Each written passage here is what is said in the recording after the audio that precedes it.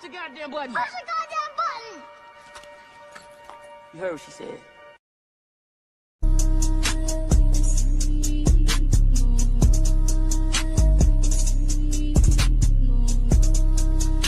I'm Martez Govan, and welcome back to my channel. Now we about to react to a reaction to, what's her name? What's the name of this channel?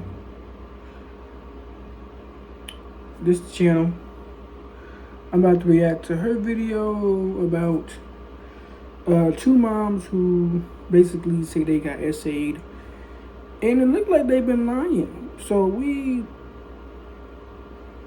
better see it. Let's just start it. Let's see what happens. Let's see what happens. I know.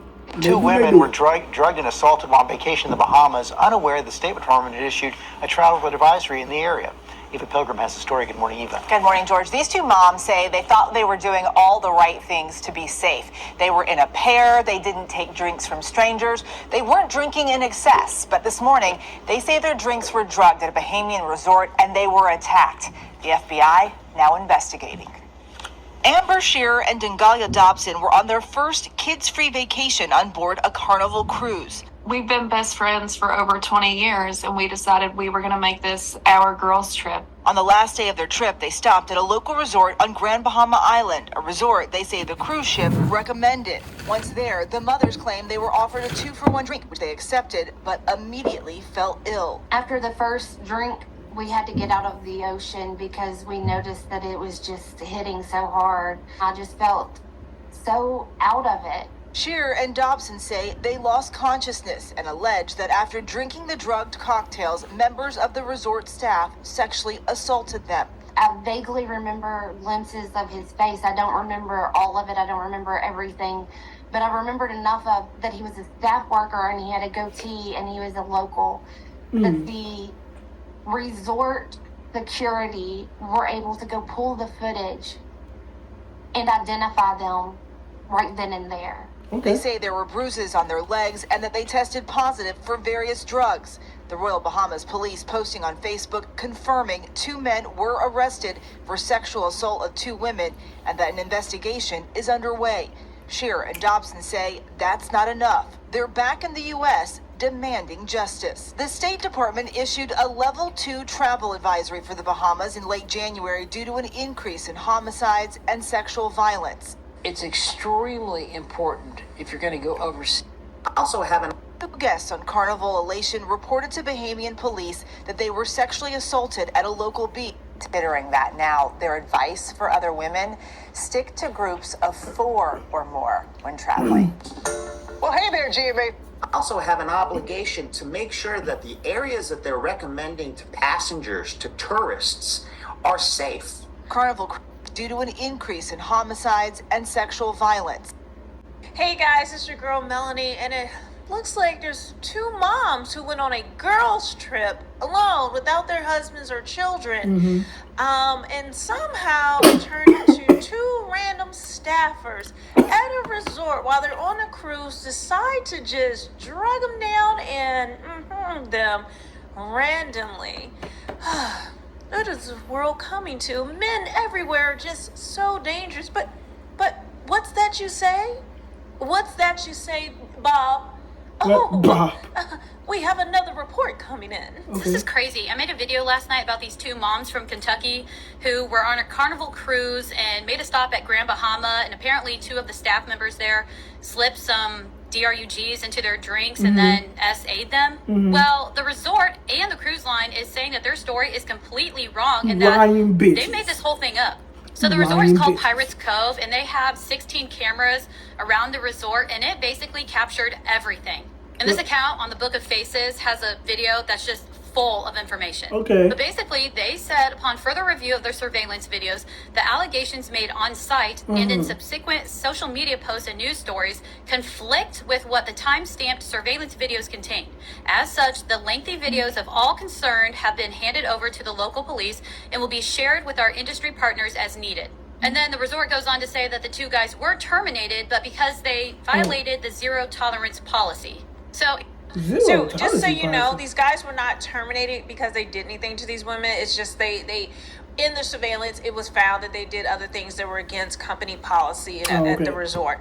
But as Well, you they can deserve the see boot. here, we saw these two victimized hot girl summer thought box women that decided to go on a girls trip, and we all know what happens on the Thought girls box. trips. They're in the Bahamas. They wanted to get some BBC. They wanted to get piped down away from their small Midwest town and their boring husbands and their boring life. And of course they went here to get blacked. And that's exactly, in my opinion, that's exactly what happened. And then of course they come back and spin a victim's narrative that all this happened to them, and I have no idea why. I rack my brain all the time in trying to figure out, why would a woman do something like this? Is it because they slept with them without using protection, and perhaps they could have caught something, so they're thinking we have to come up with a story about this? Or perhaps they wanted to get money for a lawsuit. They regretted it the next day. These men, it wasn't as good as they thought. I don't know. I don't think it was come that across now. so many stories of women just lying on men, making up false allegations of rape. And this is very serious because there are real women that have gone through this. There's women and men that have gone through this. And we are not going to keep believing these victims because hot boxes like these, absolute city girls like this, decide to go somewhere. And then, we have to bring in the racial component in this as well. These two white Midwest moms decided to go to, they're in this other country, in Bahamas, a poorer country, knowing that they have a higher economic status than these men, knowing them being two white moms, they're going to be believed. And again, you guys know I don't make everything about race, but this just shows the entitlement of the Western feminists and why men around the world cannot trust the Western feminists, cannot trust the Western woman, no matter what color she is. This is her MO. If it suits her, if it's something that she can gain from making a false accusation on you, she is going to believe. All she has to do is shed a few crocodile tears, claim that you did something, and then you will be charged. You will be fired. You will be arrested. You will have your life ruined, your reputation ruined. They just so happen to actually have surveillance footage. Imagine how many men have been locked up, falsely accused, and things have happened to them. They have been imprisoned. Because there is no footage. They just believe the word of this woman, and because she's a woman, well, of course she must be a victim. How many times does this have to happen before we actually change the laws, before we actually have to have evidence? They will keep, usually these women came forward, but normally the victim's name will be held private even after she's found to be lying. She's still seen as a victim while the man's name and face and likeness is blasted all over the place. Then we know that accusation alone will crucify him and destroy his life. I don't know how any man in the world is still dealing with a Western woman. Here's a timeline according to their footage. The girls entered the property at 8:17 in the morning. They were greeted by staff at 8:24. Then at 9:40, one of the girls met with one of the guys who's being accused. Then at 10:06, you can see them, looks like they're walking arm in arm with these two guys. They were headed towards the western side of the beach where the alleged incident took place. Now check out this video and then listen to what they have to say about it. Refused to let us see a U.S. physician or a carnival physician. Refused to let us have a rape kit done immediately. Made us go to the bathroom. Guys, they wouldn't even give us a rape kit after we had been raped. They refused. They made us go to the bathroom and use toilet tissue, and they collected toilet tissue as their specimens. And then they did an alcohol test on us like we were just super drunk. We had hardly any alcohol in our system at all. Well, the resort says that their EMS offered medical assistance to both of the girls, but they declined and even signed a waiver. And then they left for the cruise ship in a private vehicle, but knowing the gravity of the incident, their officers boarded the cruise ship, providing an SA kit and hospital form to the ship's medical doctor. So that's completely different than what the girls are saying. And just to throw in there is now a GoFundMe with a $10,000 goal. Apparently it's to help raise money for medications that they need that help prevent certain diseases. That's money grab. So there you have it, the modern Western feminist woman, which generally most of the Western women today are indoctrinated with some level of feminism. It is a sliding scale, okay? It is a scale. Not every woman is at the same level of feminism, but there is this indoctrination. When it suits them, they will use their tears to hurt a man. They will use their tears to save themselves.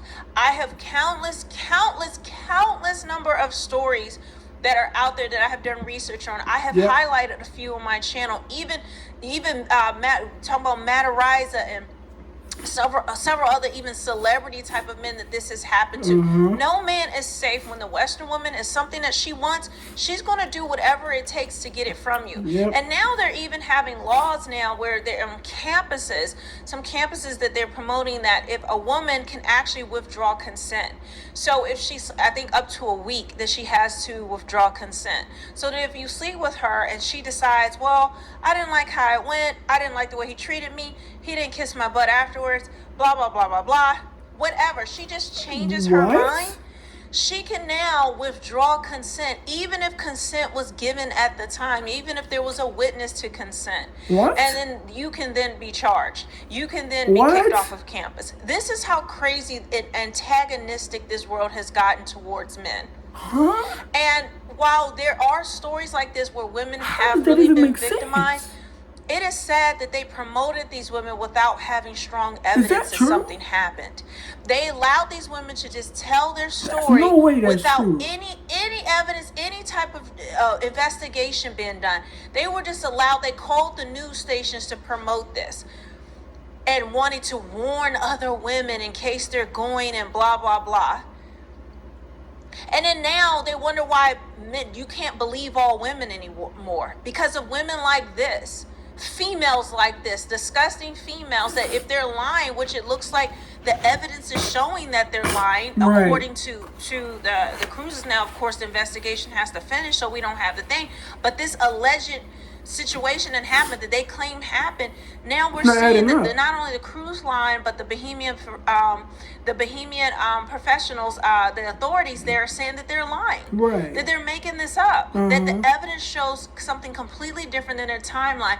And we know if a woman has been getting bust down by BBC in one of these countries, she has to come home and face the consequences of her sins, face the consequences of what she's done. It could be that she caught a disease, it could be her own conscience, whatever it is, but somehow she has to be a victim. And of course, some poor simp is going to believe that she was, whether there's evidence of it or not. So guys, I'm really upset about stories like this because I know women personally this happened to my mother at 14. And so I'm an advocate for, so this is my thing. So I want to say a couple things because